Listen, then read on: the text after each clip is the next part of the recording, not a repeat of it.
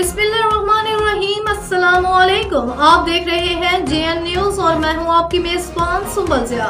Bulletin का बकायदा आगाज करते हैं और शामिल करते हैं अब तक की अहम तरीन खबर। मुत्तहिदा कौमी मूवमेंट पाकिस्तान डिस्ट्रिक्ट हैदराबाद की जानिब से सानहा 30 सितंबर 1988 हैदराबाद के शहदा के एहसाल इस्तवाब के लिए दुआया इज्तिमा आयशा पार्क हैदराबाद में मुनक़िद हुआ। जॉइंट डिस्ट्रिक्ट इंचार्ज हक परस्त रुकन सिंध असम्बली राशिद खान ने शहदाओं के लिए खसूसी दुआ करवाई।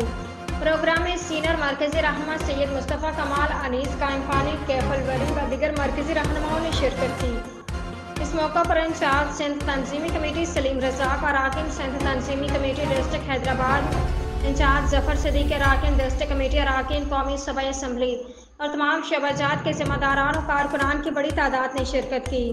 मुत्तहिदा Qaumi Movement Pakistan district Hyderabad. Ashraf Ali Khokhar, bureau chief, Malir, Karachi.